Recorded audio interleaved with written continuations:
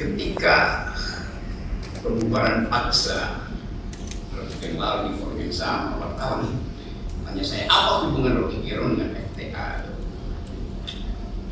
Sekarang saya terangkan dulu the origins dari forum tanah air. Satu waktu beberapa tahun lalu kata saya ada di New York kasih ceramah untuk membayangkan the near future of the nation, apa yang di masa depannya negara dekat. Sebelum kita ngomong itu, saya pergi ke Blue Ridge Mountain di Virginia, hiking di situ, karena ada lagu yang saya suka itu, Country Road. Country road, take me home to the place I belong, West Virginia, Blue Ridge Mountain, take me home, country road. I hear her voice in the morning hours, she calls me. The radio reminds me of my home far away. And driving down the road, I got the feeling that I should have been home yesterday. Jadi lagu itu karena saya suka dari awal SMA, universitas sebagai lagu pendaki gunung, saya pastikan mau datangi tempat itu. Akhirnya saya bertemu West Virginia, ada Blue Ridge Mountain, dan ada Shenandoah River, sungai yang kemudian mungkin dia mengalir dari Virginia tembus nyatu dengan sungai yang ke New York itu. Jadi di situ saya mempelajari asal usul perbudakan di Amerika. Di situ pertama kali budak-budak itu dikumpulkan di sebuah port di pelabuhan sungai yang panjangnya mungkin 200 meter lebar ini. Di situ ada museum yang mengingatkan kita tentang manipulasi hak asasi manusia, tentang upaya orang kulit putih ini untuk menganggap bahwa kalian itu hanyalah barang the African, kemudian American African ini.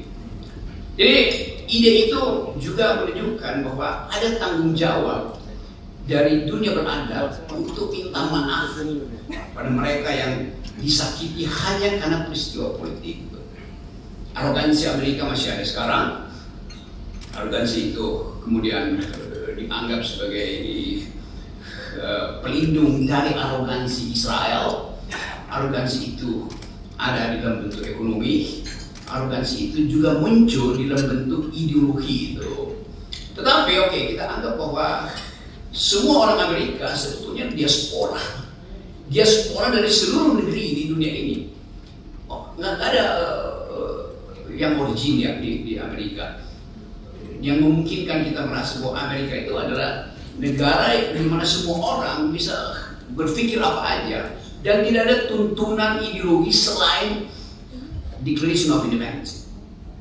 Jadi waktu itu saya membaca bahwa Amerika negara yang menghidupkan ide demokrasi justru karena di situ ada pengalaman historis yang panjang tentang perbudakan. Dan beberapa tokoh Amerika yang pertama kali mengucapkan stop perbudakan, kendati mereka punya budak. Siapa Hamilton punya budak, Lincoln punya budak gitu. Jadi saya mau mencoba memahami kenapa misalnya orang semacam Tocqueville, siapa nama lengkapnya tuh Alexis Tocqueville yang menulis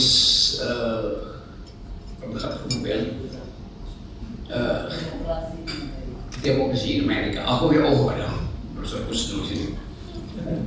Menemukan bahwa demokrasi itu adalah habits of the heart.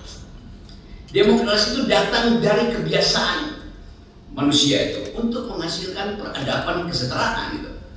Ya kita pada waktu itu saya coba menganggap bahwa kita harus hasilkan kembali regain demokrasi di Indonesia. Lalu saya ketemu Tata, ketemu almarhum Haji, beberapa tokoh, Fahmi segala macam. Lalu sebelum saya berangkat pulang ke Indonesia, masih mampir dulu muter-muter Amerika itu, ngopi di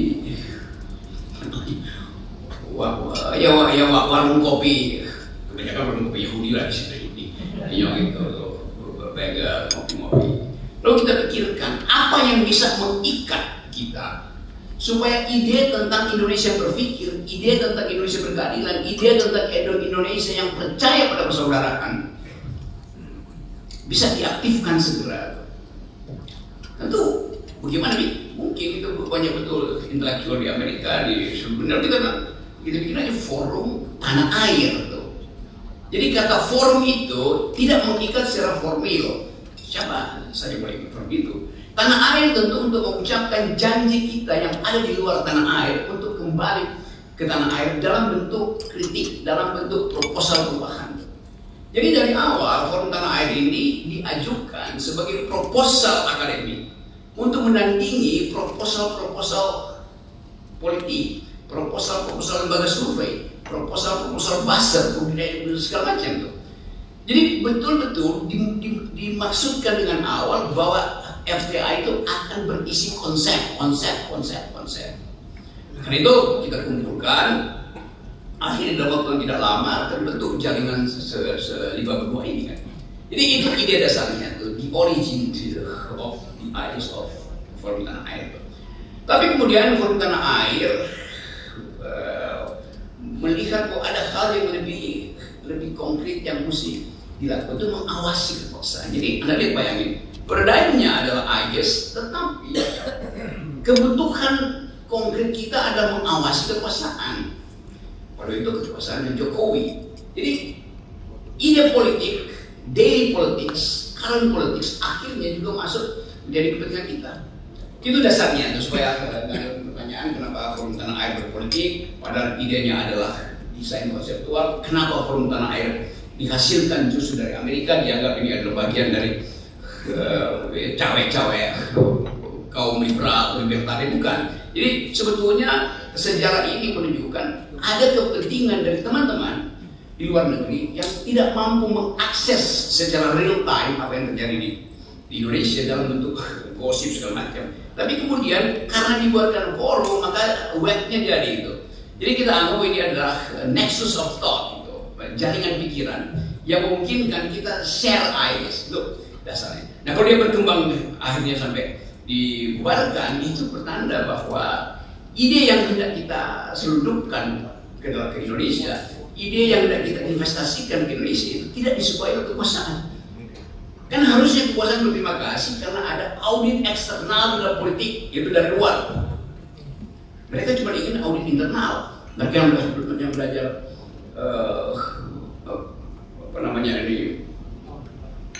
akuntansi tahu bahwa di audit eksternal justru lebih jujur daripada di audit internal. Jadi mestinya pemerintah menganggap forum tanah air ini ada sounding board yang memberi semacam kalau tentara bilang army readiness, kesiapsiagaan setiap saat, kan begitu maksudnya kan, ada istilah itu.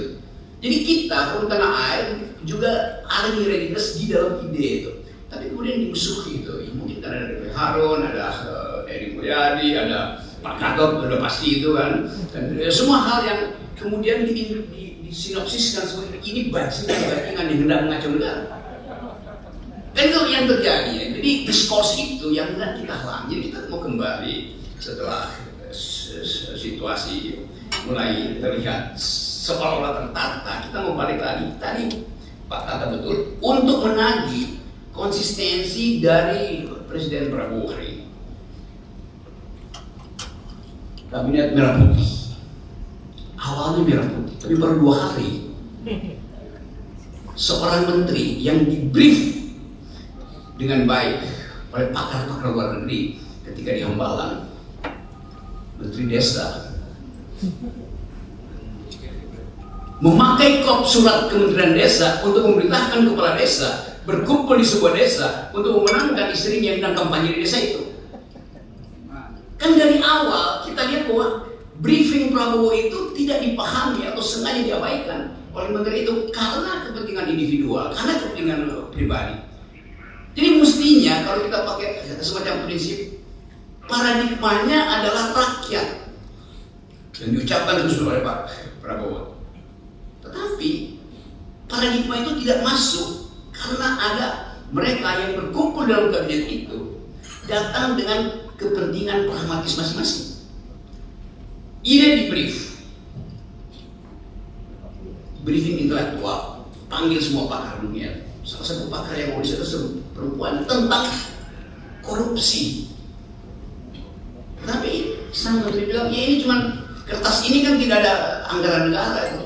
Jadi dia nggak paham bahwa kertas itu yang harganya 200 perak ada tanda tangan menteri, efek katastrofi terhadap politik itu tinggi sekali. Jadi bayangin cara berpikir menteri desa itu. Kan mestinya dia ngerti bahwa dia nggak boleh sedikit pun memanfaatkan itu. Tapi dia kan nggak ada uang negara di luar. Tanda tangan dia itu adalah uang negara.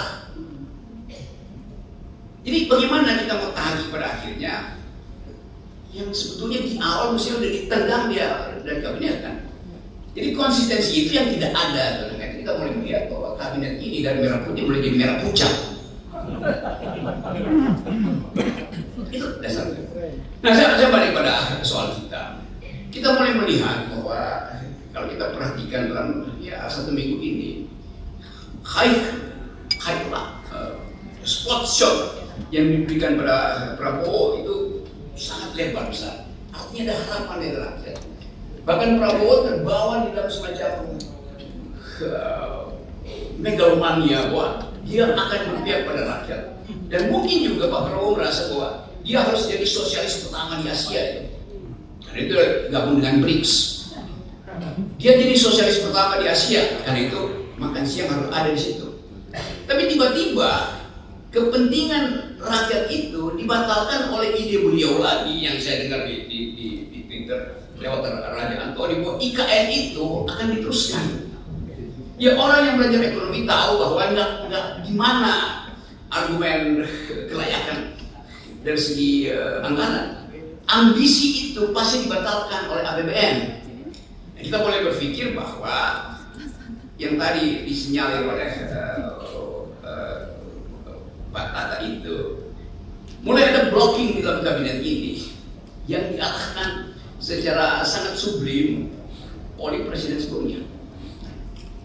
Kan mulai terbaca di situ bahwa ini kabinet yang sebetulnya diasuh secara remote control oleh Presiden Jokowi. Orang bertanya kan udah lengser, oh ya, tapi aparatnya masih ada di situ. Dan kemampuan Jokowi untuk menagih tukar tambah masih ada di situ. Walaupun kita tahu ya ini sebentar aja selesai. Dan mungkin dalam 2 minggu ke depan pasti ada 2-3 menteri yang langsung di-reshuffle. Itu nggak saya begitu, nggak usah 100 hari gue menghitung ke depan. Tapi itu adalah political issues. Kita mau bicara tentang ide. Sekarang saya masuk pada apa sebetulnya yang harus dipegang sebagai mandat dari FTA. Kita mulai membaca ada konsep yang belum diutuhkan oleh pemerintah. Kalau kita bertanya, 2045 itu Indonesia Emas isinya apa? Di dalam politik luar negeri apa artinya Indonesia Emas? Di dalam soal keadilan sosial apa artinya Indonesia Emas? Pilihan ekonominya seperti apa? Kita nggak dapat ide itu tuh. Jadi tetap kita cuma dapat ide yang akan ditemukan 8% ekonomi Indonesia. Oke, 8% itu artinya itu akan ada sektor yang tumbuh kira-kira 10-20%, ada sektor yang tumbuh 1%. Kan buat dapat rata-rata 8% mesti ada yang di-push ke atas kan. Jadi disparitas pasti akan terjadi itu. Ekonomi akan jadi panas. 8% kan itu, coba tanya Bapak Anton, 8% artinya saya beli bajai dan lalu saya suruh ngebut di jalan tol 120 km per jam. Rontok mesinnya tuh. Benar Pak Anton konsepnya. Belum lagi kita mau tagih konsep 8% itu, grossnya 8%, berapa persen ecological footprint yang disumbangkan oleh pabrik-pabrik yang akan mengoperasikan 8%? Berapa banyak deforestasi yang disebabkan oleh ambisi 8%. Berapa banyak tanah-tanah di pantai utara yang juga akan dikendalikan oleh oligarki yang diperjuangkan oleh Pak Said Didu. Jadi FTA akan menguji itu bukan karena kita cemburu atau apa namanya dendam, tapi kita mau lihat kemasukakalan dari konsep 8%. Itu akan kita studi terus tuh. Kita mau lihat kemasukakalan dari proposal untuk menghidupkan kembali IKN. Nah, pada saatnya tuh. Yang paling penting kita tahu bahwa soal Indonesia ini yang diucapkan terus oleh Pak Prabowo adalah soal pangan. Apakah pangan ini betul-betul didesain dalam upaya untuk mengatasi krisis pangan? Atau desain ini sebetulnya udah dibaca lebih awal oleh 2-3 orang yang menguasai ekspor pangan dan mulai menyodorkan sesuatu sebagai umpan untuk memperoleh kepentingan, keinginan di Papua, di Kalimantan. Jadi kasak kusuk ini soal pangan dan soal pertumbuhan ekonomi itu adalah hal yang akan kita riset terus. Kita tentu akan riset bagaimana kemungkinan terburuk kalau pembekalan, sebetulnya pembekalan intelektual di Hambala itu kita uji akibatnya apa? Kita kasih contoh saya baca banyak tentang si John yang kasih pembekalan tentang politik luar negeri itu. Orang yang punya perspektif realis dalam studi politik internasional, John last name dia. Kenapa John ini yang dipanggil untuk membekali menteri-menteri itu? Bukankah John ini adalah seorang yang pro perang, bukan pro damai, sementara Indonesia adalah memilih untuk bahkan menjadi pasifis sebetulnya. Sementara metode yang diterangkan oleh narasumber ini adalah metode kaum realis. Civis pacem para belum. Kalau Anda ingin damai, bersiaplah untuk perang. Kan beda paradigmanya.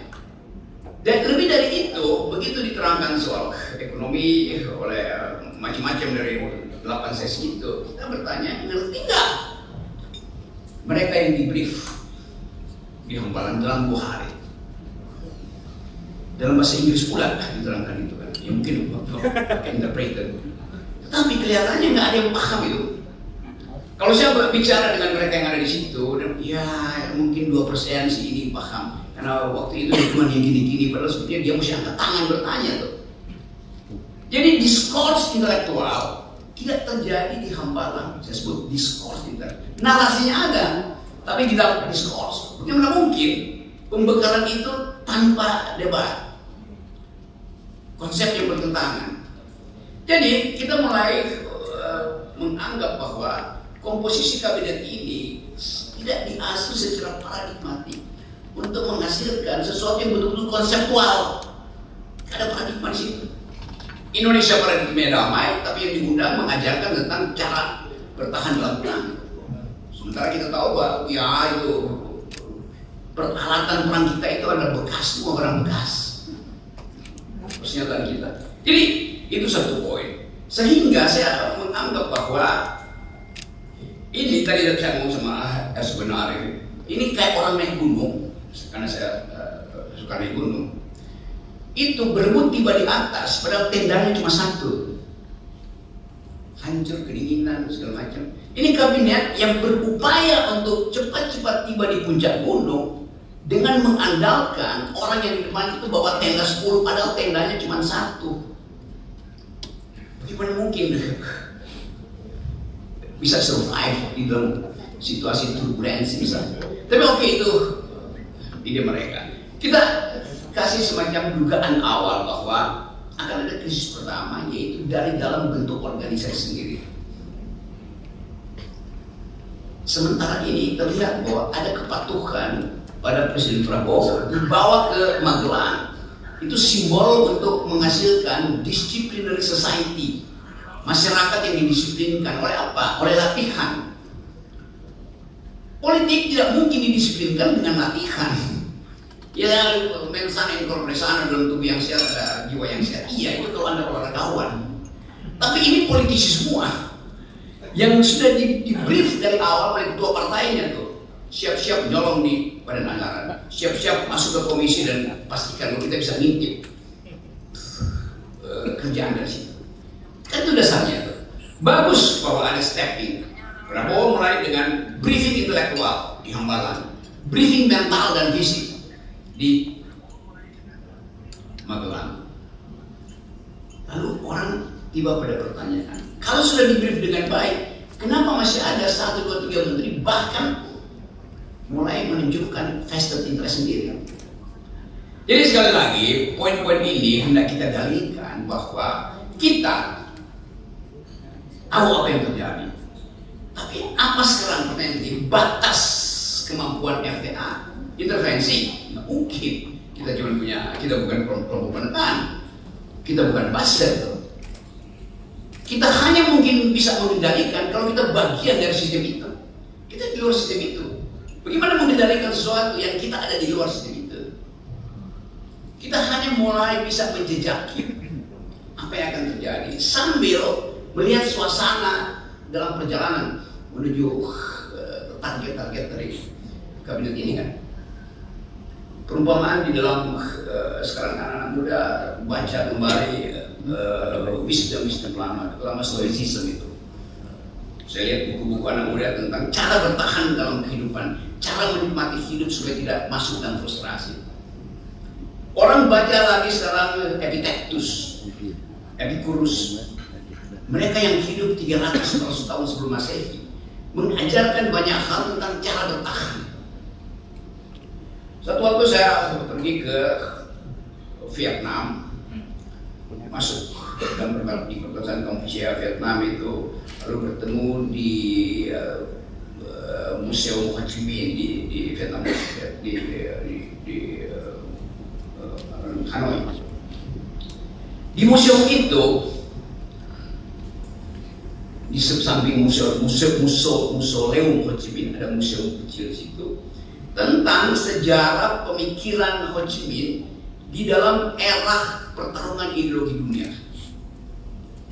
Bayangkan, saya dapat di situ foto seseorang Indonesia namanya Tan Malaka lagi berdebat dengan pemimpin Partai Komunis Italia Antonio Gramsci tentang prinsip-prinsip sosialisme tahun 30-an. Anda bayangkan Tan Malaka yang sekarang mulai dibaca ulang, orang yang pertama mengidekan tentang republik, tetapi di dalam fasilitas keadilan sosial, bukan republik dalam pengertian ekspansionis itu. Kita punya banyak ide semacam itu untuk mengatakan bahwa Forum Tanah Air adalah keinginan untuk bring republic into the sphere of the public. Kita menyebut nama republik, tetapi tidak ada common good yang kita lihat dari kabinet. Apa isi dari common good itu? Isi dari republik adalah kebersamaan, keadilan sosial, kesetaraan manusia. Mulai terlihat bahwa arogansi individual itu menganggap bahwa saya adalah menteri, itu artinya seluruh kapasitas negeri ini tergantung pada saya. Tetapi sistem kita juga mengindikasikan menteri-menteri kan pembantu presiden, hanya pembantu presiden. Tetapi tadi saya pakai bagaimana ide republik dari Tan Malaka. Kalau kita baca perdebatan intelektual ketika memilih republik, ada sistem presidensial, orang semacam Muhammad Hatta bilang bahwa menteri itu adalah pemikir. Menteri itu bukan pegawai presiden. Menteri itu punya ide. Karena itu menteri harus di bail out dengan semua ide itu. Jadi sebetulnya dari awal menteri itu otonom untuk menghasilkan pikiran. Tetapi dalam perjalanan menteri itu akhirnya hanya jadi petugas presiden. Kalau kita balik lagi pada ide itu, menteri itu kita tagih pikiran dia di bidang yang dimintakan oleh konstitusi untuk dia pelajari. Menteri perdagangan itu bukan orang yang doyan impor doang. Dia mesti ada ide tentang Indonesia mau ditempatkan di dalam pertengkaran ideologi ekonomi dunia. dengan fasilitas seorang libertarian, seorang komunitarian, atau seorang sosialis, kita mau dengar ide itu kan. Jadi ini kesempatan bagi FTA untuk membongkar juga dokumen-dokumen awal negeri ini, supaya kita tahu republik ini mau diarahkan kemana.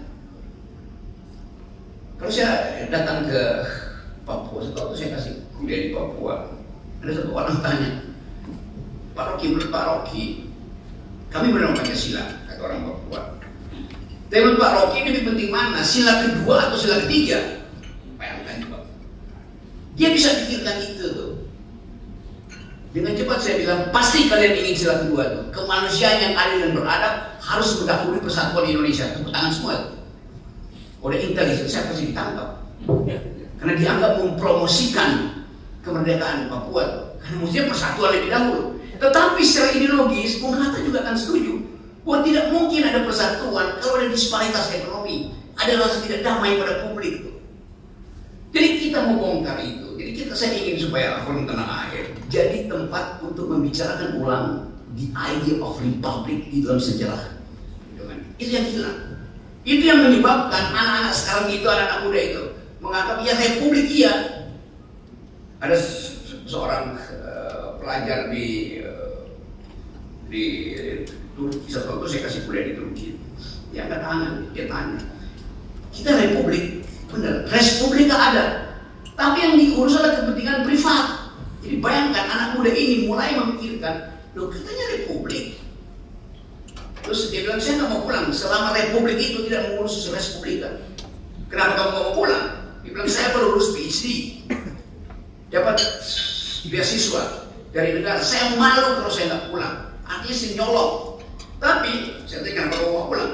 Kalau saya pulang Pak, dengan pangkat sekarang doktor, saya akan kembali pada bos saya yang setiap hari suruh saya markup anggaran. Itu kind of republics. Jadi anak-anak muda ini juga mulai cemas melihat bahwa mereka tahu, hanya mereka mulai membaca sejarah pembentukan republik. Jadi Forum Tanah Air di dalam keadaan diasporik akan mengupayakan ada jaringan diaspora yang tidak mengembalikan pikiran di dalam pertengkaran politik. Pikiran di dalam pertengkaran politik. Sama seperti ketika negara ini dibangun, ada pertengkaran politik di konstituen, 3 bulan terus berpikir tentang ini. Sekarang ada kesempatan buat dunia diancam oleh perang dunia ketiga. Ekonomi mulai mengalami ketidakmampuan untuk mengambil sikap misalnya, bahwa kita mau pro growth di dunia itu atau pro human solidarity. Kita tahu bahwa dunia ini sekarang isunya kan biasa Pak, isu global security adalah isu bersama kita. Environmental ethics adalah isu bersama kita, karena kita nggak bicara lagi NKRI harga mati. Ini planet harga mati itu yang jadi isu dunia. Yang ketiga human solidarity. Jadi kalau FTA mulai untuk menuntut negeri ini dengan 3 isu itu, global security, banyak pakar di sini, environmental ethics, berlimpah pikiran tentang krisis lingkungan, dan human solidarity. 3 ide ini akan comply dengan ide-ide dunia. Jadi seterusnya nanti mewakili FTA, saya ingin teman-teman bantu kita untuk secara intensif membicarakan 3 isu ini. 1, global security, karena kita akan terlibat mau tidak mau di dalam pertandingan global. Environmental ethics, karena tutupan hijau kita itu berkurang. Walaupun gelnya Jokowi bantah, tuh Rocky Gerung itu bohong tuh. Tutupan hijau kita justru bertambah kok, nggak ada deforestasi. Dia tuh dari drone, hijau ditambah. Saya bilang iya. Yusuf Initiative tahu itu hijau lapangan golf, hijau sawah yang akan dicetak di Papua, hijau sawit yang semuanya monokultur. Bukan itu yang disebut green di dalam sustainable ideas of green economy, circular economy. Jadi sekali lagi, tadi saya bilang apa ya? Jadi FTA punya 3 kurikulum. 1, kita akan pantau global security, termasuk posisi Indonesia di dalam persaingan global security ini. Yang kedua, environmental ethics, ini penting sekali dasarnya. Saya masih ada waktu nggak? Saya mau terangkan agak panjang supaya sekaligus kita dapat. Soal environmental ethics. Satu waktu saya ngopi di sama dia di Budapest. Nah, ya. Anak muda datang, nawarin kopi, saya bilang, kita di Indonesia punya kopi, apa kopinya? Gayo. Dia bertanya, anak muda ini, Gayo ada di Aceh, di Google. Lalu dia tanya, kopi yang Anda unggulkan itu ditanam di bukit nomor berapa? Anissa, dia tahu bukit-bukit itu, karena udah dipetakan bukit 1, 2, 3, 4. Dia bisa tunjukkan, iya ini kopi yang enak, tetapi kira-kira 6 bulan lalu bukit itu masih hutan, kenapa sekarang jadi buat kopi? Jadi itu yang mau saya terangkan, bahwa tidak mungkin kita lolos dari mungkin mata dari Elon Musk yang pasang Starlink di atas kita. Itu yang saya ingin supaya kita mengerti bahwa semua hal yang kita bicarakan juga connected dengan ide-ide dunia. Saya ngomong tentang hilirisasi. Anak muda Eropa angkat tangan. Memang ada hilirisasi, energi di hilir itu bagus. Tapi problemnya bukan apa yang ada di hilir, tapi yang ada di hulu. Apa yang ada di hulu? Kotor secara politik, bersih secara hilir, kotor secara politik.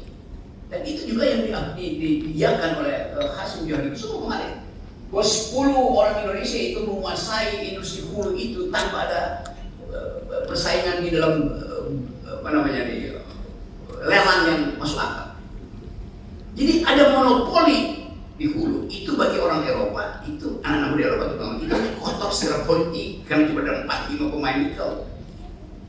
Jadi kita mesti lihat cara berpikir baru itu, bahwa orang nggak persoalkan energinya bersih, tetapi diperoleh dengan cara bersih apa tidak. Jadi FTA, karena ini adalah diaspora, ada di mana-mana di 5 benua, juga kita akan kumpulkan narasi-narasi itu. Coba kita mengerti bahwa suatu waktu anak muda Eropa ini dia akan ban kita karena menganggap kalian do not speak environmental ethics. Produk-produk kita akan di ban di sana. Tentu mereka pasti akan meminta partai buruh atau partai hijau di situ untuk jangan bantu Indonesia. Kampanye anak-anak muda ini melampaui kemampuan partai politik seluruh dunia. Jadi kita juga mulai begitu. Kampanye sosial media anak-anak ini itu yang mesti kita perhatikan, mampu untuk merubah konstelasi politik. Viral semua. Jadi suara anak muda ini juga akan jadi perhatian FTA, bahwa mereka lah yang memang berhak untuk menghasilkan masa depan. Dan bagi kita yang ada di sini sekarang, kita ingin diingatkan bahwa yang kita sebut sebagai kabinet hari ini sebetulnya itu hanya semacam kompilasi dari bermacam nada tanpa partitur tunggal gitu. Jadi kemampuan itu yang saya kira kita bisa bicarakan hari ini. Tentu kita akan masih bahas hal yang teknis, tapi saya ingin FTA itu mengucapkan the politics of hope. Di belakang kita ada politics of memory. Dan supaya kita tidak terjebak pada seolah-olah kita paham semua hal, padahal sebetulnya hanya karena kita tidak ada di dalam kesempatan untuk ada dalam kekuasaan, bukan tidak berarti kita tidak boleh memantau kekuasaan itu. Tadi saya masih pakai teori stoicism, itu filsafat yang mengajarkan keteguhan hati, bahkan memanfaatkan kesulitan itu untuk membekali diri. Dalam kesulitan kita ada di dalam, kita nggak mungkin kontrol yang ada di dalam, tetapi kita bisa katakan bahwa kita di dalam perjalanan menuju 2029 kita tahu apa yang sedang terjadi. Satu waktu Epictetus itu kasih semacam metafor. Bayangkan ada kereta yang dikendalikan oleh seseorang, di belakangnya terikat anjing yang harus mengikuti kereta itu. Tapi karena tali anjing itu panjang, si anjing itu kadang-kadang bisa melari ke kiri, bisa melari ke kanan. Sementara si kusir kereta itu dia cuma lurus pandang ke depan. Anjing ini punya kemampuan untuk menangkap energi kiri kanan, punya kesempatan untuk menyaksikan panorama yang lebih indah daripada si kusir. Tentu kita bukan anjing, tetapi kita ingin manfaatkan perumpamaan itu bahwa di dalam keadaan di mana kabinet dikontrol oleh seorang sang kasih, sang kusir, tersangkasi di baliknya. Kita manfaatkan kelegaan kita untuk membaca keadaan. Jadi ada yang formal, tetapi ada yang informal. Dulu waktu Václav Havel memulai revolusi di Czechoslovakia, dia bikin istilah yang bagus, yaitu parallel polis. Artinya ada polis, ada politik yang formal, tapi ada politik yang membayang-bayangi politik formal ini. Parallel polis itu kita masyarakat sipil, FTA, jurnalis, Muntatuli Project, Bocor Alus Project, Refli Harun Talk setiap hari. Itu yang kita sebut dengan parallel polis itu. Oleh karena sudah dengan sendirinya lakukan parallel polis setiap hari. Jadi saya ingin FTA ini jadi parallel polis, sesuatu yang membayang-bayangi potensi frustrasi dari sistem yang formal tadi. Saya tak menduga bahwa akan dikatakan di dalam kabinet. Saya tak menduga bahwa dengan cara apapun ide untuk menghasilkan gambaran besar yang dibayangkan oleh Pak Prabowo tidak bisa diserap oleh otak-otak kecil yang ada dalam kabinet. Itu intinya. Dan desain awal ini mulai menunjukkan bahwa mulai ada keretakan. Jadi sebelum kita masuk pada halusinasi kabinet, kita pastikan bahwa kita ingin menghasilkan kembali Indonesia yang berpikir. Assalamualaikum warahmatullahi wabarakatuh.